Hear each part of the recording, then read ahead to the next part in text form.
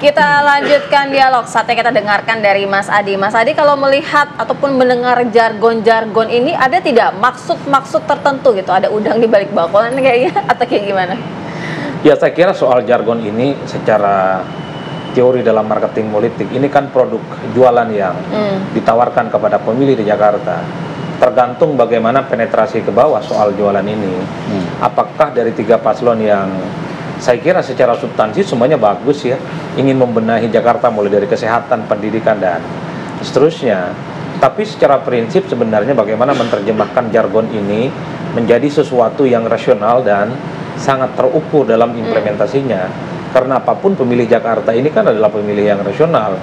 Kita sering dengar dari dulu, gubernur-gubernur yang bertanding pasti bicara tentang bagaimana kemacetan dan kebanjiran. Per hari ini, macet dan banjir itu nggak kelar-kelar, masih ada.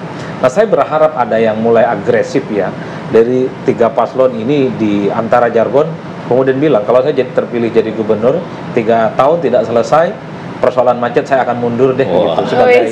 Saya kira itu adalah satu kontrak politik yang harus diukur.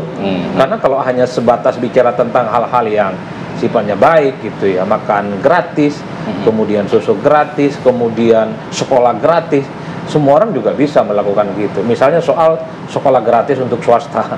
Di Jakarta ini mahal, Pak, apalagi sekolah-sekolah internasional. Bagi kami itu harus jual sawah berapa hektar itu untuk yang gratis-gratis.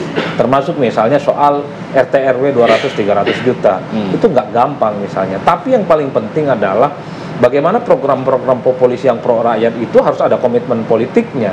Karena masyarakat kita, apalagi Jakarta yang sangat kritis dan nasional, sudah mulai tahu ini hanya bluffing, ini hanya sebatas janji politik. Bisa tidak? Kalau mereka jadi gubernur kemudian ditagih, kalau kemudian tidak terbukti dan tidak bisa direalisasikan, bisa tidak dituntut secara moral dan secara politik, misalnya mundur di tengah jalan, ataupun bagaimana bentuk pertanggungjawabannya. Karena kan kita sudah melihat bagaimana soal kemacetan di Jakarta per hari ini bukan malah berkurang, mulai dari 3-in-1, kemudian ganjil genap, bertambah kesemerawutan terkait dengan Jakarta, termasuk misalnya soal bagaimana masyarakat supaya punya akses terhadap rumah yang sangat sederhana sekalipun, itu kan sulit di Jakarta. Karenanya adu agresif dan kontrak politik semacam ini yang sepertinya menurut saya itu jauh lebih rasional untuk dijual kepada produk-produk masyarakat. Karena kalau bicara tentang tagline dan strategi politik, semua calon melakukan hal yang sama, main di medsos, main di media-media mainstream, setelah itu juga sama-sama belusukan, ada juga ketemu tokoh-tokoh kunci, itu kan juga dilakukan oleh semua calon. Kan yang paling penting adalah bagaimana sebenarnya meyakinkan dalam konteks bahwa kalau dia terpilih, apa yang dia janjikan itu dilaksanakan. Kan itu saja, yang paling penting, kontraknya.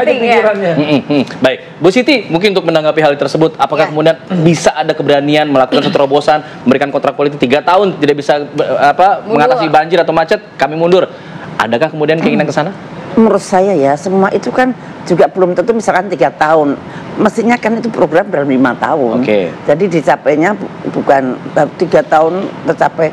Lawang ini bergubernur-gubernur banyak juga masih tetap macet dan banjir.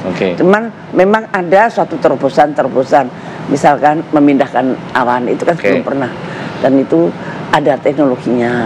Dan kemudian misalkan menghadapi pandemik, ya itu memang itu ingin kita ya, untuk melindungi jiwa keluarga masyarakat Jakarta. Nah, kita mempunyai suatu metodologi untuk lebih melindungi masyarakat Jakarta, jangan sampai seperti COVID Memangnya kemarin. Selama ini tidak terlindungi dengan baik, tidak terasa dengan sangat-sangat aman warga Jakarta saat ini? Kan pada waktu COVID semua hampir semua merasakan bahwa kemudian terjadi kehancuran ekonomi, kemudian banyak saudara-saudara yang kita meninggal, kemudian pengangguran meledak, kemudian sekolah juga terhambat dan sebagainya. Nah, ini kita mempunyai suatu metodologi sendiri. Dan tentang pendidikan yang 13 tahun tadi, kami ingin lah, ini mestinya juga pakai 5 tahun apa 3 tahun ya. Nah, itu kalau bisa satu keluarga itu 1 sarjana. Jadi beasiswa dari pemerintah DKI, kalau itu memungkinkan tentu saja. Dan tentang transportasi, saya tadi seperti Pak Arief ya, sangat setuju untuk mendekatkan akses masyarakat. Dan kalau Pak Darmakun kepingin membuat suatu bagaimana masyarakat itu bisa naik public transportation.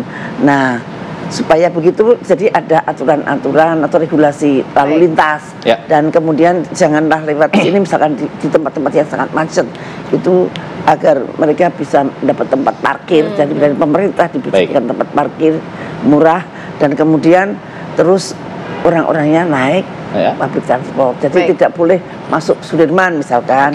Nah gitu. Dan apalagi ya? Ya, itu dulu. Boleh dipikirin dulu ya. Dan kita ke Mas Aris ya. Ke Mas Aris, kalau kita lihat tadi yang kata Mas Adi, program-programnya sebenarnya marketing politik aja nih kayaknya nih gitu. Kalau misalnya kita melihat selama ini juga kan ada program-program berjalan. Lalu kemudian pada saat Pak Anies kemarin menjabat, Ketua DPRD kan dari PDIP yang kemudian juga ya mungkin Bang Riza merasakan juga bahwa program-programnya mungkin ada sedikit yang terhambat karena tidak ada keselarasan dengan DPRD pada saat itu. Nah, ini apa kemudian yang bisa meyakinkan publik bahwa saat ini ketika PDIP yang kemudian nanti akan menjadi pemimpinnya di Jakarta, hal itu bisa terjalan dengan baik? Apakah memang selama ini Jakarta redup, Jakarta gelap, sehingga kemudian harus ada Jakarta menyala? Yang menarik tadi disampaikan oleh Mas Adi Prayitno bahwa masyarakat Jakarta ini masyarakat yang rasional, masyarakat yang terpapar dengan media sosial yang cukup baik. Jadi informasi-informasi itu membuat masyarakat bisa menilai apakah program ini rasional atau tidak. Maka dari itu sebenarnya apa yang disampaikan Mas Pram dan Bang Dul berkali-kali disampaikan tidak ingin program yang muluk-muluk, gitu kan? Tidak ingin program yang dianggap terlalu janji manis, terlalu mengawang-awang. Misalnya seperti siapa Jakarta, misalnya seperti Dubai, seperti New York. Itu kan perjalanan panjang gitu loh. Tetapi apa sih masyarakat yang diinginkan gitu loh. Itulah mengapa Mas Pram dan Bang Dul begitu pendaftaran beliau ini sudah berblusukan langsung dari ujung utara sampai ujung selatan, dari ujung timur sampai ujung barat gitu loh. Nah, ini untuk belanja masalah. Apa sih sebenarnya? Nah, masalahnya itu kan sebenarnya banyak hal terkait dengan tata kota dan hal-hal sebagainya. Sebentar ya Bu. Jadi perihal dengan apa yang disampaikan terkait dengan program-program ini, apakah nanti terhambat atau tidak, saya yakin semua bisa bersinergi demi Jakarta misalnya yang semakin menyala ya, semakin maju.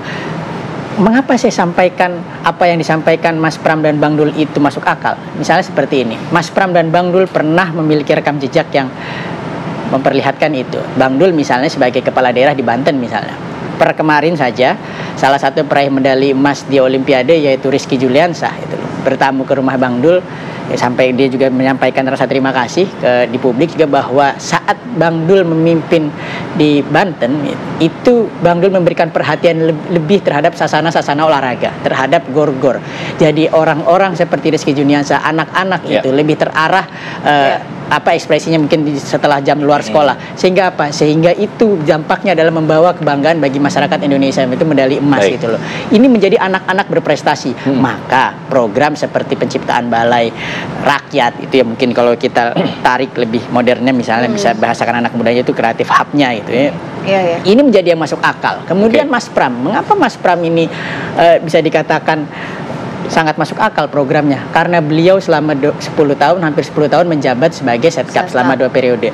Beliau paham bagaimana pembangunan Jakarta, juga daerah-daerah sekitarnya seperti apa yang seharusnya berkelanjutan dari segi administrasinya, dari segi regulasinya, dari segi tata kotanya, dan keberlanjutan programnya. Keberlanjutan program ini luar biasa karena Mas Pram dan Bang Dul sejauh ini satu-satunya pasangan calon yang sudah paling lengkap. Ya, saya paling lengkap untuk bertemu gubernur-gubernur sebelumnya. Mas Anies tidak sengaja bertemu di CFD, kemudian ada Bang Yos, Mas Foke, kemudian diantar Pak Ahok juga. Ini saya pikir kalau berbicara keberlanjutan, saya pikir keberlanjutan program yang baik-baik sudah akan dikomitmenkan oleh Mas Pram dan Bang Dul. Pembangunan JIS misalnya, pembangunan JIS akan disempurnakan. Misalnya penyediaan lahan parkir dan transportasi publiknya akan disambungkan. Baik. Kalau dari Bang Riza kan tadi sempat menyinggung juga bahwa akan terus meneruskan apa yang sudah pernah dilakukan oleh gubernur-gubernur sebelumnya. Tapi kalau dari jargonnya nih Bang, Jakarta baru, Jakarta maju. Apakah Jakarta maju itu artinya sebelum-sebelumnya nih Jakarta agak terlambat, agak sedikit tersendat, banyak buruknya, banyak terbelakangnya? Tapi dijawabnya nanti ya Bang Riza ya, usai jeda kami segera kembali.